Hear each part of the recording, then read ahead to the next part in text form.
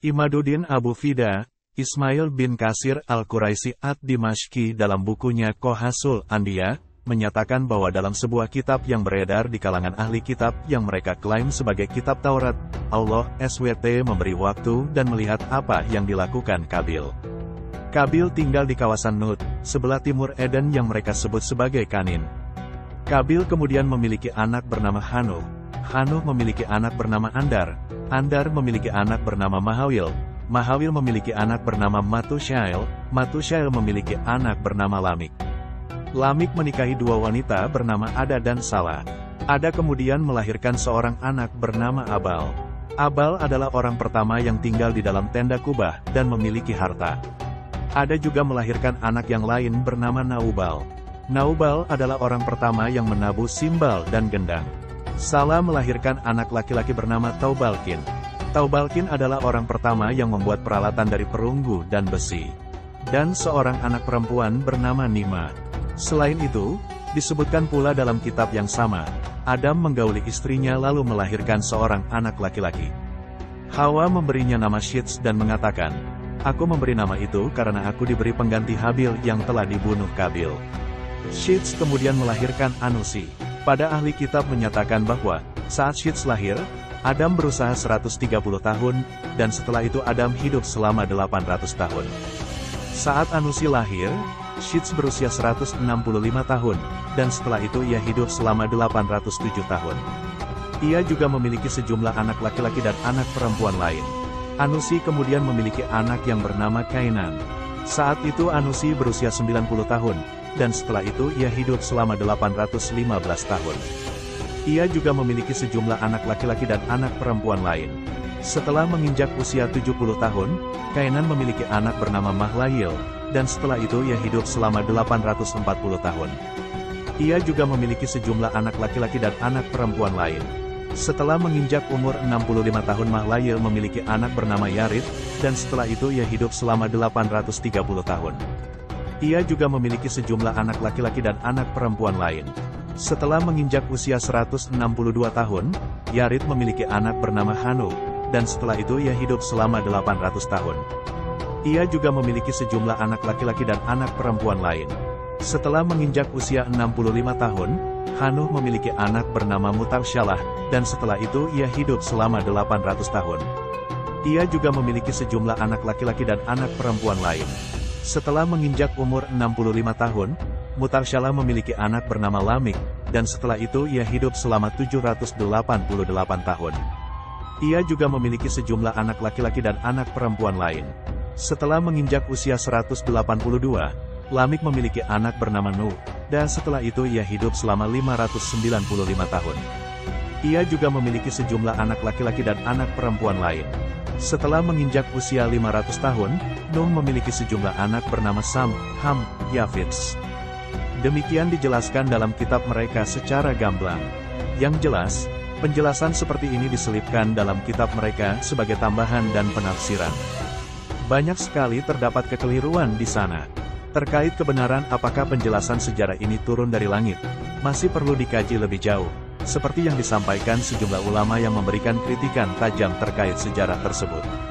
Imam Abu Ja'far bin Jarir menyebutkan dalam kitab At-Tarikh dari sebagian ulama, Hawa melahirkan 40 anak dalam 20 kali kehamilan. Demikian yang disampaikan Ibnu Ishaq. Ibnu Ishaq menyebutkan semua nama anak-anak Adam tersebut.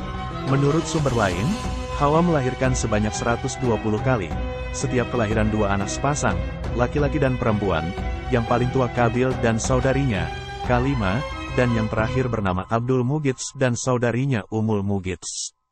Setelah itu, populasi manusia menyebar di berbagai belahan bumi dan berkembang biak, sebagaimana yang telah disampaikan Allah dalam Al-Quran Surat An-Nisa, ayat 1. Wahai manusia, bertakwalah kepada Tuhanmu yang telah menciptakanmu dari diri yang satu, Adam, dan dia menciptakan darinya pasangannya, Hawa. Dari keduanya Allah memperkembangbiakkan laki-laki dan perempuan yang banyak. Bertakwalah kepada Allah yang dengan namanya kamu saling meminta dan peliharalah hubungan kekeluargaan. Sesungguhnya Allah selalu menjaga dan mengawasimu. Ayat ini menegaskan bahwa Nabi Adam AS dan Hawa tidak diciptakan melalui proses evolusi hayati seperti makhluk hidup lainnya, tetapi diciptakan secara khusus seorang diri, lalu diciptakanlah pasangannya dari dirinya. Mekanismenya tidak dapat dijelaskan secara sains. Selanjutnya, barulah anak-anaknya lahir dari proses biologis secara berpasangan-pasangan sesuai kehendaknya. Para ahli sejarah menyebutkan, Adam sebelum meninggal dunia sempat melihat 400.000 keturunannya, anak-anak dan cucu-cucunya. Allah berfirman dalam Al-Quran Surat Al-A'raf ayat 189. Dialah yang menciptakan kamu dari jiwa yang satu, Adam, dan darinya dia menjadikan pasangannya agar dia cenderung dan merasa tenteram kepadanya. Kemudian, setelah ia mencampurinya, dia, istrinya, mengandung dengan ringan. Maka, ia pun melewatinya dengan mudah. Kemudian, ketika dia merasa berat, keduanya, suami istri, memohon kepada Allah, Tuhan mereka, sungguh, jika Engkau memberi kami anak yang saleh, pasti kami termasuk orang-orang yang bersyukur. Ayat ini lebih dulu menyebut Adam, setelah itu menyebut jenis, sama seperti firman Allah dalam Al-Quran Surat Al-Mu'minun, ayat 12-13, Al-Mulk ayat 5. Sungguh, kami telah menciptakan manusia dari saripati, yang berasal dari tanah. Kemudian, kami menjadikannya air mani di dalam tempat yang kukuh, rahim. Sungguh, kami benar-benar telah menghiasi langit dunia dengan bintang-bintang, menjadikannya, bintang-bintang itu, sebagai alat pelempar terhadap setan, dan menyediakan bagi mereka, setan-setan itu, azab neraka. Sair, yang menyala-nyala.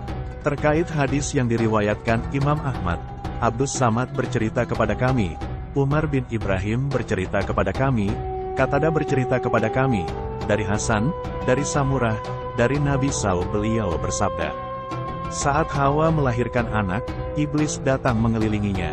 Anak yang dilahirkan Hawa biasanya tidak hidup. Lalu iblis berkata, berilah dia nama Abdul Harits, dia pasti hidup. Hawa kemudian memberi nama Abdul Harits, dan anak itu hidup. Itu berasal dari bisikan dan perintah setan.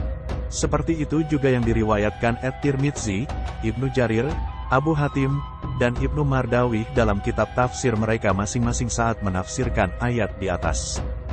Juga ditakrij Hakim dalam Al-Mustadrak, semua berasal dari hadis Abdus Samad bin Abdul Waris dengan matan yang sama.